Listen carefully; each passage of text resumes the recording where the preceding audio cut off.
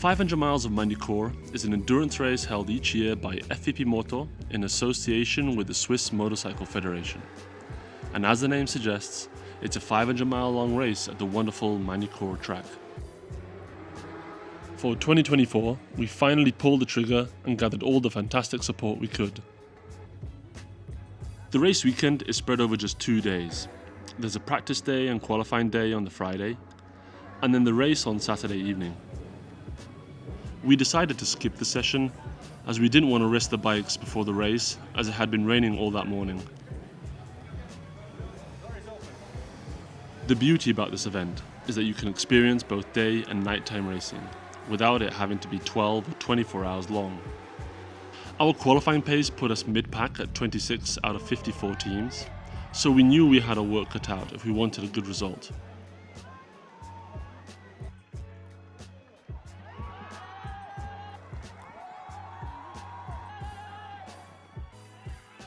I really didn't make things any easier by having a terrible start, dropping us back essentially 4th last.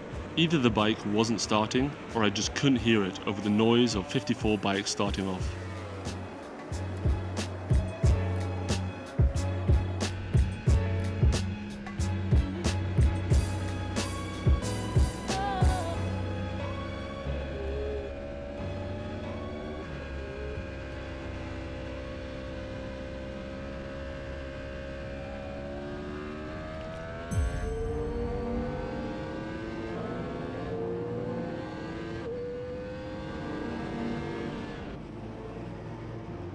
Before the start of the race, we prepped Dio and his bike in the rain setup, as the clouds and weather reports suggested rain could come at the beginning of the race. We figured this could be a good strategy just in case the rain did come, and we would be able to quickly react and have someone ready to jump on.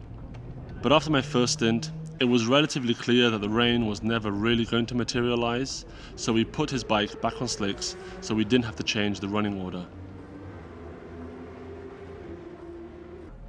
By the first pit stop, we managed to make it back up to 40th position, and once Dio and Matteo had also completed their first stints, we were back where we started.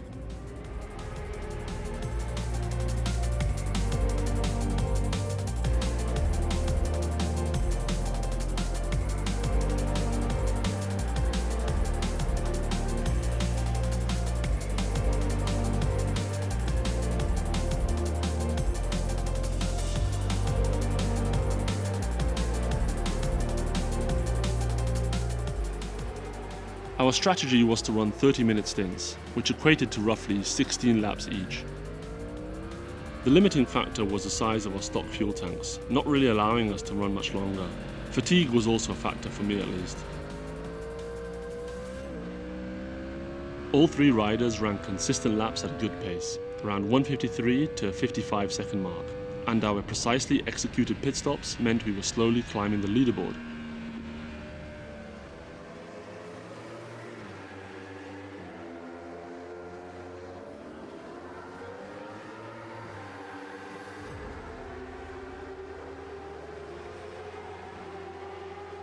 Communication between the pit wall and the riders is really important, especially during an endurance race.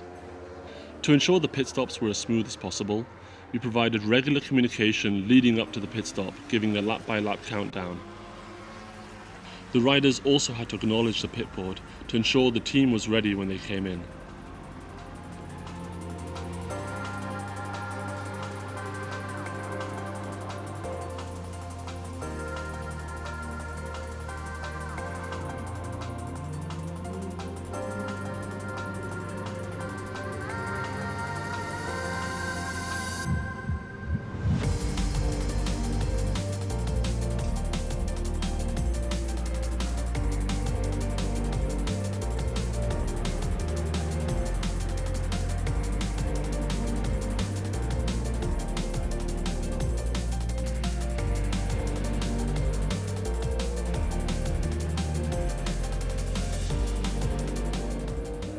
By the time the night came, we had broken into the teens and we were able to maintain the same pace we had during the day.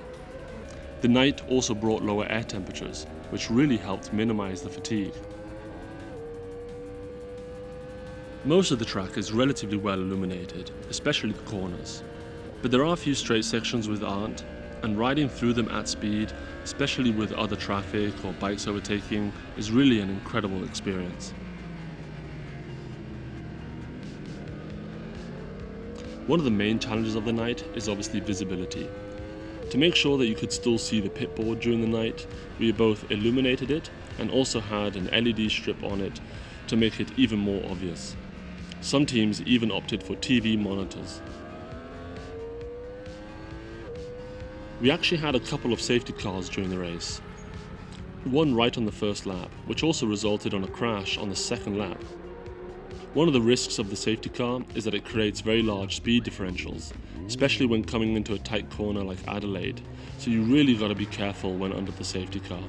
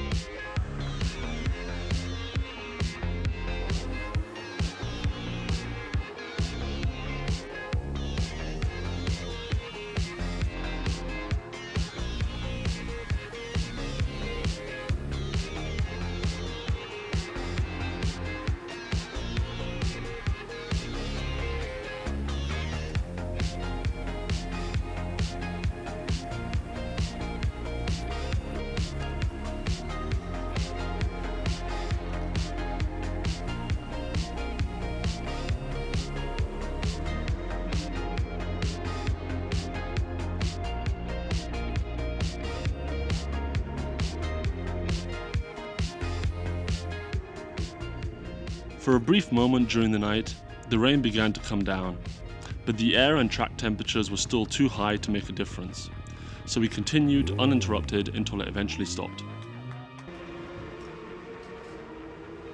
To make the bikes more visible and recognizable during the night, teams opt to decorate the bikes with different lights or LED strips in different colors.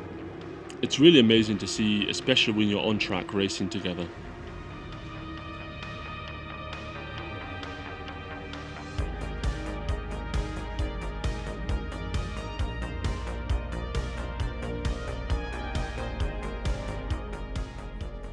Towards the end of the race, we began reviewing our strategy and how we could optimize our pit stops. By running 2 stints slightly longer, we would be able to eliminate a pit stop. This is crucial, as a pit stop can cost you upwards of 30 seconds. Dio and I swapped stints so that he could finish the race, and I ran an extended 18-lap stint to give Dio the best chance of not needing to come in again. I used the lift and coast strategy to improve fuel consumption, and Dio's more efficient ZX-10R could run well beyond the 16 laps needed.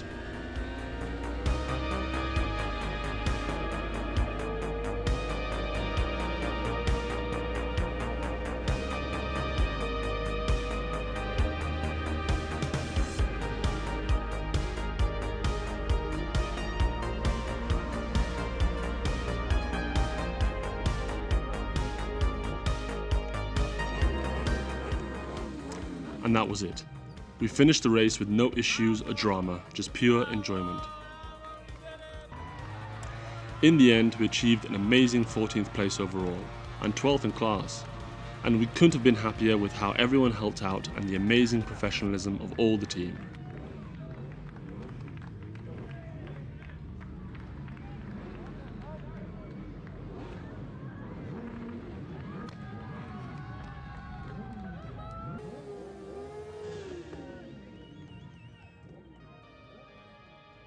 Special thanks has to go out to Frankie, Riccardo, Alex and Lorenzo, and Vesela, Valerie, Maria and Xanthia for enduring the weekend with us.